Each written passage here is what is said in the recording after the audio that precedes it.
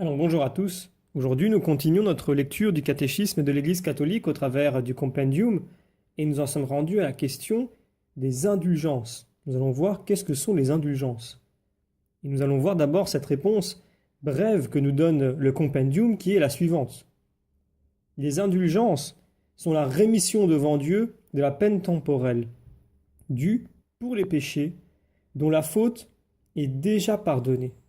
À certaines conditions, le fidèle acquiert cette rémission pour lui-même ou pour les défunts, par le ministère de l'Église qui, en tant que dispensatrice de la rédemption, distribue le trésor des mérites du Christ et des saints. Alors pour étayer ces propos, prenons les paragraphes du catéchisme numéro 1471 à 1479 qui se trouvent sous l'intitulé « La doctrine et la pratique des indulgences dans l'Église sont étroitement liées aux effets du sacrement de pénitence. » Alors Paul VI nous dit ceci. L'indulgence est la rémission devant Dieu de la peine temporelle, due pour les péchés dont la faute est déjà effacée, rémission que le fidèle bien disposé obtient à certaines conditions déterminées par l'action de l'Église, laquelle, en tant que dispensatrice de la rédemption, distribue et applique par son autorité le trésor des satisfactions du Christ et des saints.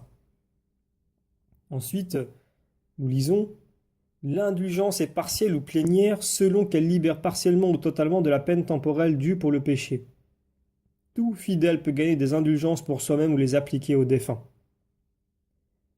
Alors, pour comprendre cette doctrine et cette pratique de l'Église, il faut voir que le péché a une double conséquence. Le péché grave nous prive de la communion avec Dieu, et par là il nous rend incapables de la vie éternelle, dont la privation s'appelle la peine éternelle du péché. D'autre part, tout péché, même véniel, entraîne un attachement malsain aux créatures, qui a besoin de purification, soit ici-bas, soit après la mort, dans l'état qu'on appelle le purgatoire. Cette purification libère de ce qu'on appelle la peine temporaire du péché.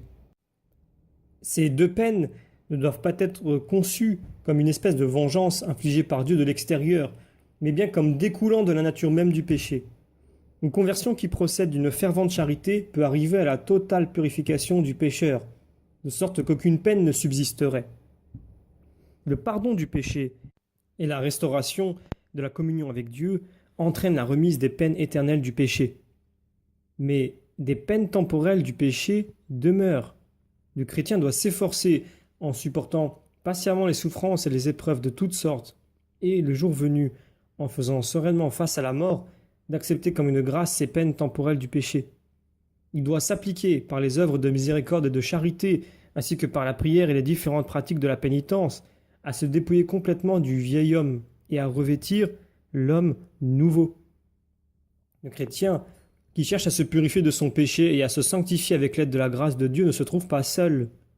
Paul VI disait « La vie de chacun des enfants de Dieu se trouve liée d'une façon admirable, dans le Christ et par le Christ, avec la vie de tous les autres frères chrétiens, dans l'unité surnaturelle du corps mystique du Christ, comme dans une personne mystique. » Donc, dans la communion des saints, il existe entre les fidèles, ceux qui sont en possession de la patrie céleste, ceux qui ont été admis à expier au purgatoire ou ceux qui sont en pèlerinage encore sur la terre, un constant lien d'amour et un abondant échange de tout bien. Dans cet échange admirable, la sainteté de l'un profite aux autres, bien au-delà du dommage que le péché de l'un a pu causer aux autres. Aussi, ainsi, le recours à la communion des saints permet aux pécheurs contrits d'être plus tôt et plus efficacement purifiés des peines du péché. Ces biens spirituels de la communion des saints, nous les appelons aussi le trésor de l'Église, qui n'est pas une somme de biens, ainsi qu'il en est des richesses matérielles accumulées au cours des siècles, mais qui est le prix infini et inépuisable qu'ont auprès de Dieu les expiations et les mérites du Christ notre Seigneur, offerts pour que l'humanité soit libérée du péché et parvienne à la communion avec le Père. C'est dans le Christ, notre Rédempteur, que se trouvent en abondance les satisfactions et les mérites de sa rédemption. Paul VI disait « Appartiennent également à ce trésor le prix vraiment immense, incommensurable et toujours nouveau, qu'ont auprès de Dieu les prières et les bonnes œuvres de la bienheureuse Vierge Marie et de tous les saints qui se sont sanctifiés par la grâce du Christ en marchant sur ses traces et ont accompli une œuvre agréable au Père, de sorte qu'en travaillant leur propre salut, ils ont coopéré également au salut de leurs frères dans l'unité du corps mystique. » Donc, Comment obtenir l'indulgence de Dieu par l'Église? Eh bien, l'indulgence s'obtient par l'Église qui, en vertu du pouvoir de lier et de délier qui lui a été accordé par le Christ Jésus, intervient en faveur d'un chrétien et lui ouvre le trésor des mérites du Christ et des saints pour obtenir du Père des miséricordes la remise des peines temporelles dues pour ses péchés. C'est ainsi que l'Église ne veut pas seulement venir en aide à ce chrétien, mais aussi l'inciter à des œuvres de piété, de pénitence et de charité.